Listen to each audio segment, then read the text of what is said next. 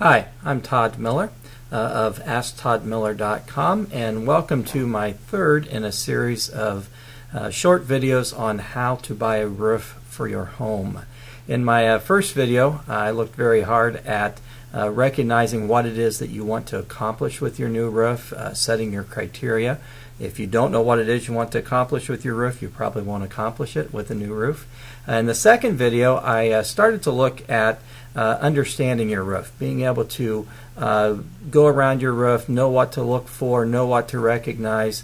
As you understand your roof, that allows you to make a better product selection, and it also allows you to talk more intelligently, frankly, to contractors, and to know whether contractors are being serious with you or whether they really know their stuff as well also.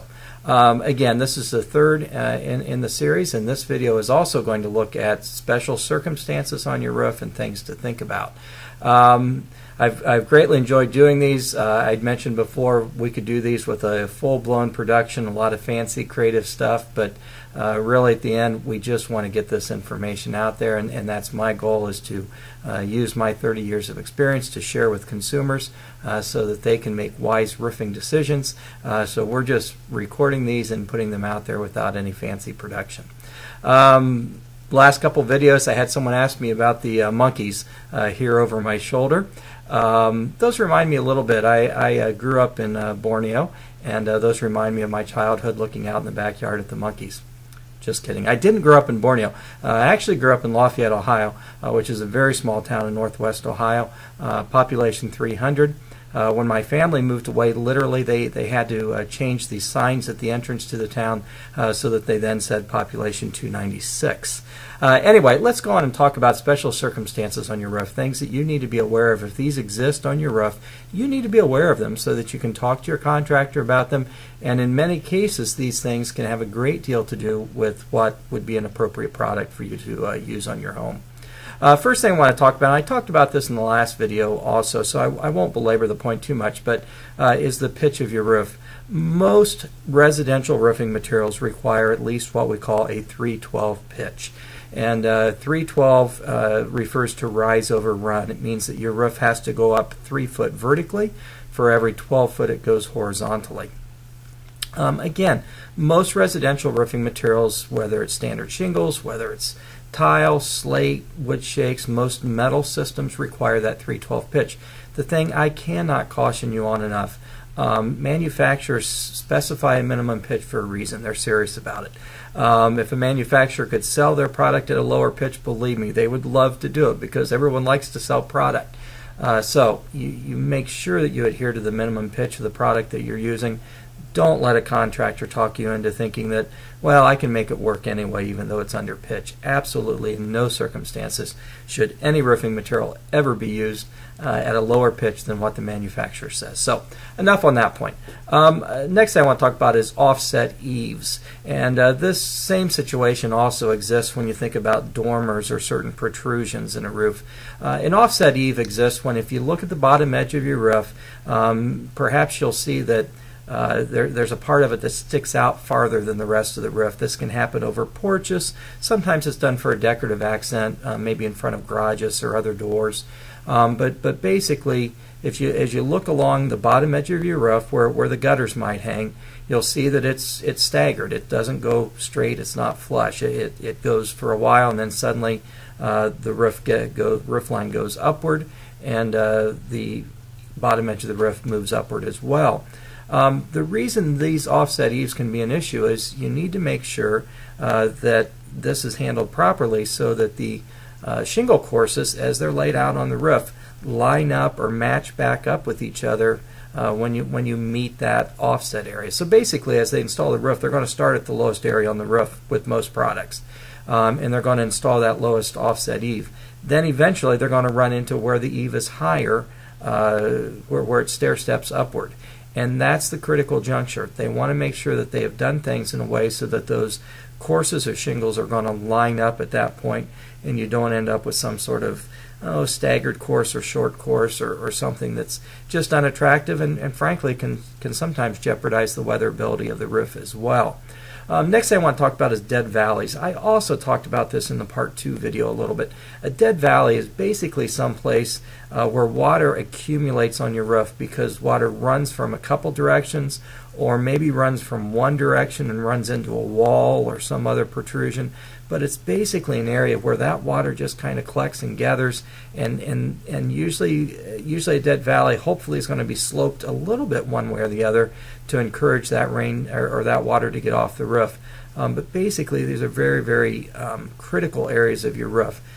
You know, when you look at your roof, you want everything so that that water, rainwater, hits the roof and it just travels straight down, drains off the roof, goes into your gutters, goes to the ground, whatever. But it just has a nice, clean, clear pathway off the roof. Dead valleys are areas that obstruct that pathway, and they cause the water to gather or to collect. Very, very critical that if you've got these on your roof, that you know how they're going to be handled and that the contractor be handling them in a wise way. A lot of times these areas are handled with some sort of roofing membrane, like a PVC or TPO or rubber membrane in that area, which is basically sort of like putting a big plastic bag over your roof. It's a big impenetrable polymer seal in those areas. That's a good way to handle them. However, even if you use those types of barriers, those types of materials in these areas, you still have to put fasteners through them, because at some point it's got to join up with the rest of the roof and fasteners are going to go through it. So again, it's just really, really critical area. The other way that sometimes you can handle dead valleys is with sheet metal. And really that's probably the most durable, lasting way to do things. It's also the most time consuming, the most expensive.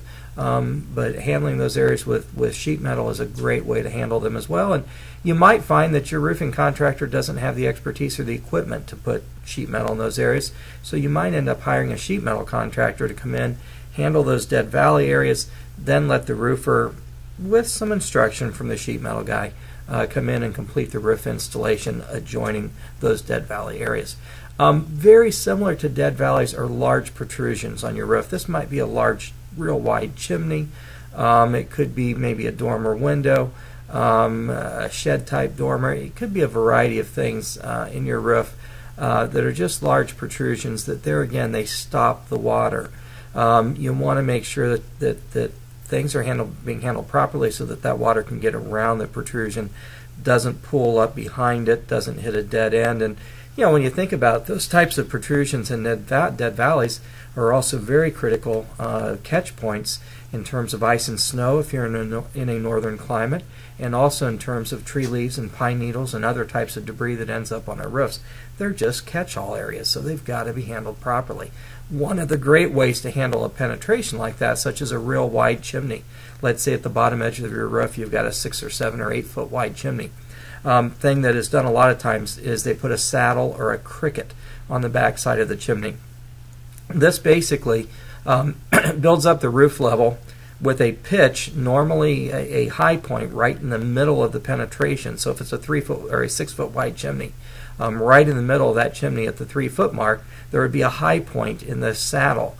And the saddle or this cricket basically is a pitched area to encourage that water to flow sideways so it doesn't pool and gather at that point. It encourages it to flow sideways so it goes down the sides of the penetration rather than just run into them and sit there and form a miniature lake on your roof. Not a good idea to have lakes on our roofs probably. Final thing I want to talk about today as far as special circumstances are flared gables. This happens sometimes on chalet style homes. It's done a lot on log homes.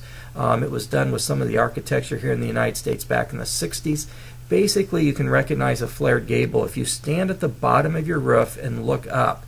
If you see that the ridge or the peak, the top of your roof, is wider than the bottom of the roof, and this can sometimes be by as much as even 6, 7, 8 feet. A lot of times maybe it's 2 or 3 feet. But if you see that the ridge of the roof is wider than the bottom of the roof, that's what we call a flared gable. Or a flying gable is another term sometimes used to them. These are very, very critical areas also.